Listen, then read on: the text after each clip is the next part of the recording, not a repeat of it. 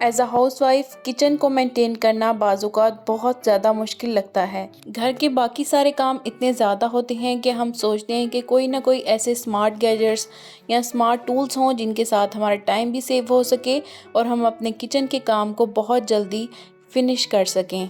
ऐसे गैजेट्स जो कि बजट फ्रेंडली भी हों और इजीली छोटी सी स्पेस के अंदर आ सकें। आज हम बात करेंगे उन 22 किचन टूल्स के बारे में। अस्सलामुअलैकुम, welcome back to my channel. आज का व्लॉग किचन टूल्स के बारे में है। अक्सर हम रोटी या पराठा बनाने के लिए टोंग यानी कि चिमटे का इस्तेमाल करते हैं, लेकिन ये किस तरह का होना चाहिए। अगर हमारे पास नॉन स्टिक तवा है या कोई भी तवा है तो हम इस तरह के प्लास्टिक में यूज़ करते हैं जो कि अक्सर मेल्ट होने के बाद ख़राब हो जाते हैं और अजीब सी स्मेल भी आना शुरू हो जाती है जो कि हेल्थ के लिए बिल्कुल भी अच्छा नहीं है। हमें इसकी बजाय इस तरह के वुड में बने हुए इस्तेमाल करने चाहिए टोंग, जिससे जो है वो ना तो ये मेल्ट होता है ना ही, और वुड का होने की वजह से एफिशिएंटली जो है वो पराठा या रोटी बन जाती है और लॉन्ग टर्म में पैसे और टाइम दोनों को ही सेव करता है।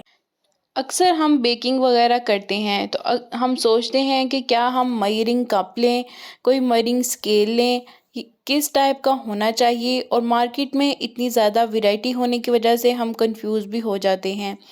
तो बेकिंग के लिए मोस्टली हम ग्राम्स में चीज़ यूज़ करते हैं। तो इस तरह से ये वाला स्केल है जो कि डिजिटल है। कप्स में मेजर करना चाहें तो कप्स में भी करें, कुछ रेसिपीज़ में हमें ग्राम्स में रिक्वायर होता है। तो ये वाला स्केल जो है वो ग्राम्स में बहुत अच्छे से मेजर कर देता है।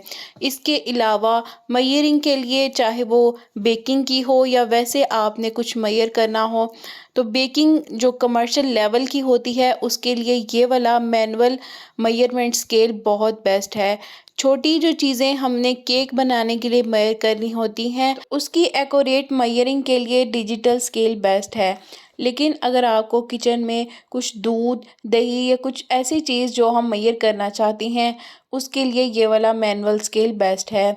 इसमें ना तो कोई बैटरी है और ना ही कोई इलेक्ट्रिक करंट आता है और ना ही इसको चेंज करने का झंझट है। नेक्स्ट एक और मेजरिंग स्केल है और ये बेसिकली कोई भी पॉलीथीन बैग लगाकर आप लटका कर चीज़ जो है वो मेजर करना चाहते हैं तो 50 केजी तक इसकी मेजरमेंट आ जाती है इजीली, और बहुत अच्छा है, डिजिटल है और इजी टू यूज़ है।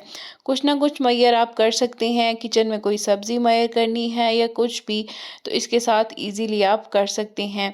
और बैटरीज़ के साथ ऑपरेट होता है, इसमें 2 बैटरीज़ आती हैं और 6 मंथ्स तक चल जाती हैं। अब आपको अपने हाउस होल्ड के हिसाब से कुछ ना कुछ आइडिया हो गया होगा कि हमें कौन सा सिलेक्ट करना चाहिए। बेकिंग करना हर होम मेकर की हॉबी होती है, लेकिन हर किसी के पास इलेक्ट्रिक बीटर नहीं होता और हम सोचते हैं कि हम कौन सा बीटर लें जिससे हम बहुत ही अच्छे से बेकिंग कर सकें या कुछ भी जो बेकिंग के अलावा भी बीटिंग है वो हम प्रॉपर तरीके से कर सकें। तो ये वाला पहले जो मैंने आपको दिखाया है ये बीटर हर किसी के पास अवेलेबल होता है, लेकिन ये बहुत ज़्यादा टाइम टेकिंग होता है और इस पर बहुत ज़्यादा स्ट्रगल भी करनी पड़ती है।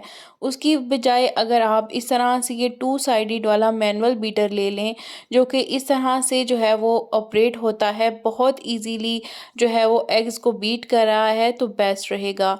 इसके अलावा भी कई तरह की वैरायटी मार्केट में आती है। ये वाला बीटर प्रेस बीटर है और इसके साथ मोस्टली हम लस्सी वगैरह इजीली बना सकते हैं, लेकिन हम इसको एग्स बीट करने के लिए भी यूज़ कर सकते हैं। फ्लॉ इसका ये है कि एग्स की क्वांटिटी अगर कम है, जैसे कि मैंने यहाँ पर 2 अंडे लिए हैं, तो ये प्रॉपर उसमें डिप नहीं हो पा रहा। तो लस्सी वगैरह के लिए ये वाला बीटर बेस्ट है, बजट में बहुत अच्छा है, तो आपको जो है वो वाइजली चूज़ करना आना चाहिए। बर्नर या स्टोव को ऑपरेट करने के लिए सभी के घरों में कुछ ना कुछ लाइटर या मैच बॉक्स यूज़ होती हैं, लेकिन मोस्टली जो है वो लाइटर ही यूज़ होते हैं। लेकिन हम कौन सा ऐसा लाइटर लें जो कि लॉन्ग लास्टिंग हो, बजट में अच्छा हो और बिल्कुल जल्दी ख़राब ना हो। तो इस तरह से ये मेरे पास 3 लाइटर्स हैं, 2 गैस ऑपरेटेड हैं और एक बैटरी के साथ ऑपरेट होता है। इनमें से कुछ जो हैं वो हमारे पास गैस या बर्नर के लिए यूज़ होते हैं, जो कि हैं ये इस तरह से बैटरी के साथ आता है। इसमें एक ही बैटरी लगती है और आप इजीली इसके साथ पूरा 1 ईयर जो है वो निकाल सकते हैं। दूसरा वाला जो है इसके साथ भी आप बर्नर को चला सकते हैं, लेकिन मोस्टली ये कैंडल वगैरह ऑन करने के लिए बेस्ट होता है। इसके अलावा आप इलेक्ट्रिक स्पार्क्स वाला भी ले सकते हैं, लेकिन बेस्ट यही है कि आप बैटरीज वाला लें। अक्सर हम नाइफ़ को तेज़ करने के लिए इस तरह के इक्विपमेंट्स यूज़ करते हैं, जिनके साथ नाइफ़ को तेज़ करना बहुत ही ज़्यादा मुश्किल भी लगता है और टाइम टेकिंग भी होता है। इसकी बजाय अगर आप कुछ स्मार्ट गैजेट ले लें, जैसे कि ये मेरे पास गैजेट है, इसका 2 साइड से ये शार्पनर लगा हुआ है। एकदम से अगर आप इसको लगा कर करेंगे, खींचेंगे ज़ोर से, तो बहुत ही ईज़िली जो है वो नाइफ़ जो है वो शार्प हो जाती है। और इन केस के अगर आपको ये वाला यूज़ नहीं करना, तो इसके साथ इस तरह से कोई स्टोन सा दिया हुआ है, 1 से 2 बार ईज़िली आप करेंगे तो बहुत ही अच्छे से ये नाइफ़ को शार्प कर देता है। ईज़ी टू यूज़ है और टाइम भी ज़्यादा नहीं लेता और बहुत अच्छे से नाइफ्स को शार्प कर देता है, चाहे वो किसी भी साइज़ की हों। बजट फ्रेंडली है और छोटी सी स्पेस में भी आ जाता है। विंटर्स हैं और नट्स तो सभी के घर में यूज़ होते हैं। अक्सर हम नट्स को तोड़ने के लिए, चाहे वो बादाम हो, अखरोट, तो इस तरह से कोई ना कोई जो है वो इक्विपमेंट यूज़ करते हैं। इससे जो है हमेशा ही नट जो है वो प्रॉपर निकल नहीं पाता और अक्सर ब्रेक हो जाता है, और हमें एक प्रॉपर चीज़ भी चाहिए होती है जिस पर रख कर हम कर सकें, और इतना ज़्यादा मेस भी इससे क्रिएट होता है।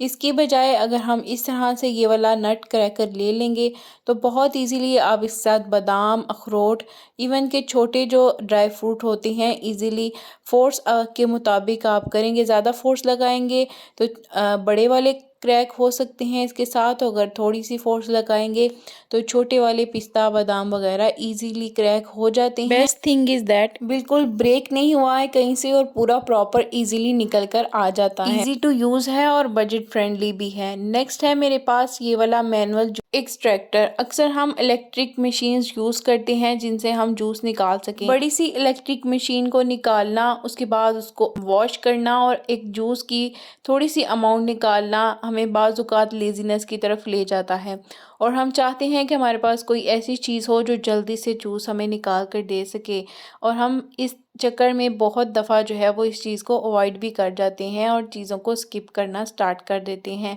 इसकी बजाय अगर हम इस तरह के मैनुअल एक्सट्रैक्टर ले लें जो कि बहुत हैंडी हैं और मेस भी क्रिएट नहीं करते, इजी टू वॉश एबल हैं और बहुत अच्छे से काम करते हैं। इन दोनों में से जो बेस्ट मुझे लगा है वो फर्स्ट वन है, जो जिसके साथ मैं पहले जो है वो निकाल कर दिखाया आपको, क्योंकि उसमें मेस कम क्रिएट हो रहा है। टाइमली ही आप सीखते हैं कि कौन सी चीज़ें बेस्ट होती हैं। इसके साथ जूस भी कम निकल रहा है और मेस भी बहुत ज़्यादा क्रिएट हो रहा है। इसके अलावा एक प्रॉपर प्लेस नहीं है जिससे हम निकाल सकें। नीचे होल्स तो बने हुए हैं लेकिन बहुत वाइड बर्तन के लिए हैं। अगर आपको डायरेक्ट ग्लास में निकालना है तो उसके लिए आपको प्रॉपर फिर दोबारा से बर्तन निकालने पड़ेंगे। So this one is best. अक्सर बेकिंग के लिए हमें मैदे को छानना होता है या उसमें बेकिंग पाउडर डालकर प्रॉपर छानना होता है। अगर बर्तन ज़्यादा बड़ा ना भी हो तो इस तरह की छन्नी में छानते हुए बहुत ज़्यादा मैस क्रिएट होता है और अक्सर साइड्स पर बहुत ज़्यादा गिरता है। एक प्रॉपर जो है वो बेकिंग हमें करना अच्छा लगता ही नहीं है। तो इसकी बजाय अगर आप इस किस्म की कुछ सीव यूज़ करेंगे, ये मार्केट में इजीली अवेलेबल है और इस तरह से कुछ मेजरिंग पॉइंट्स भी दिए गए हैं। इजी टू यूज़ है और मैनुअल है और बहुत हैंडी है। जितनी आपको रिक्वायरमेंट है बेकिंग के लिए उसके लिए बेस्ट है। होम बेस्ड आप केक जो बनाते हैं उसके लिए तो परफेक्ट है। बिल्कुल भी साइड्स पर मेस क्रिएट नहीं होता है और इजीली आप इसी के अंदर बेकिंग पाउडर वगैरह ऐड करके उसको छान सकते हैं।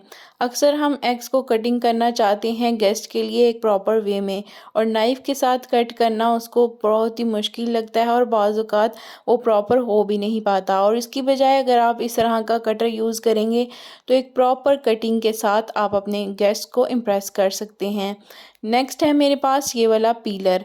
पीलर को चूज़ करना बहुत ही ज़्यादा हेक्टिक लगता है और वाइजली अगर हम इसको चूज़ नहीं करेंगे तो बहुत ज़्यादा हमारा पैसों का और टाइम का भी वेस्टेज हो सकता है। यहाँ पर अगर आप सिंपल पीलर लेंगे जो कि अभी मैं यूज़ कर रही हूँ तो ये सिर्फ पील ही कर रहा है।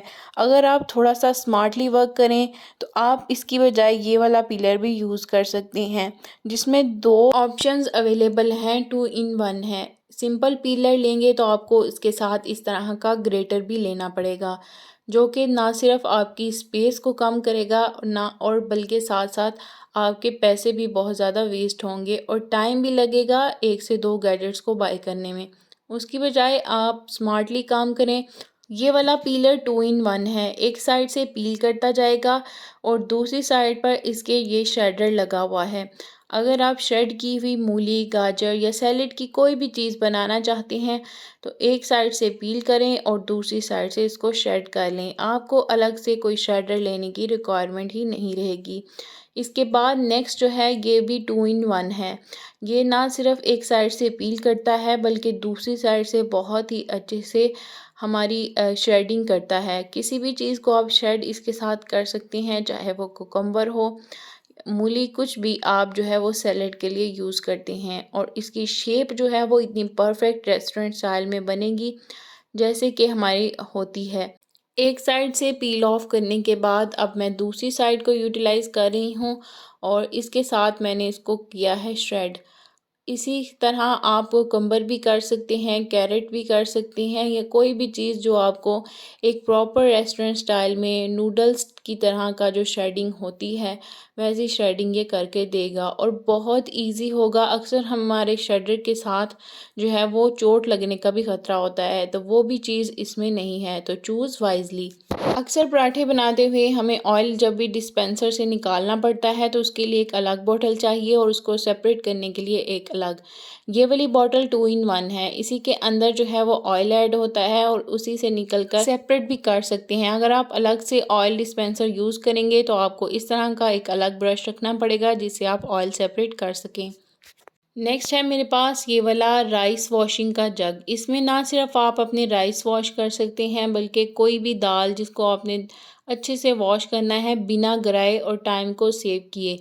तो इस तरह से ये दाल है जो मैंने वॉश करनी है और ये जो ऊपर से उतरने वाली चीज़ है वो एक साइड से, जिस साइड पर ये होल्स नहीं बने हुए वहाँ से करूँगी और दूसरी साइड से बिल्कुल इसको उल्टा करने के बावजूद भी इसके जो साइड्स हैं इतनी नैरो होती हैं कि इसमें से दाल वगैरह नीचे नहीं गिरती और बिल्कुल अच्छे से वॉश होती है। Same in the case rice भी ऐसे ही साफ़ हो जाते हैं। इसके बाद हमारे पास कुछ ऐसे गैजेट्स होते हैं जो कि हम स्पेसिफिक कर देते हैं कि हम इसी काम के लिए यूज़ करेंगे।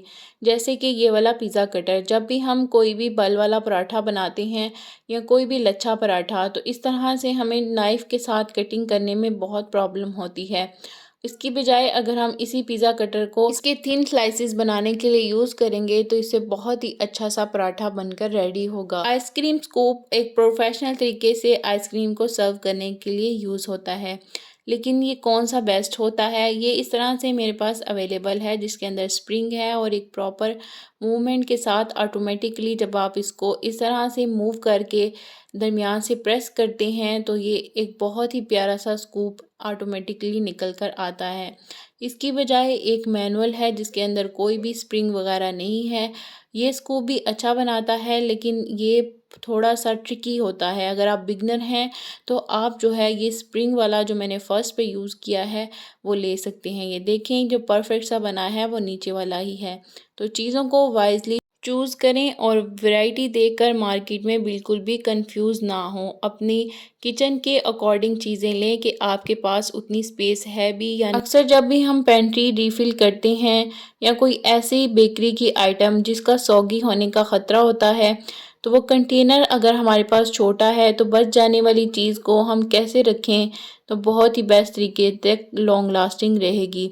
तो ये मेरे पास एयर टाइट लॉक्स हैं जो कि प्लास्टिक के बने हुए हैं और डिफरेंट कलर्स में इजीली अवेलेबल हैं। जब भी हम पेंट्री को रीफ़िल कर लेते हैं तो बचे हुए एक पैक पर इस तरह से लगा लेने से इजीली जो है हम इसको लॉन्ग लास्टिंग बना सकते हैं। होप कि आज की टिप्स और गैजेट्स में से कुछ ना कुछ आपको ज़रूर अच्छा लगा होगा। Don't forget to subscribe. Thanks for watching. अल्लाह हाफिज़।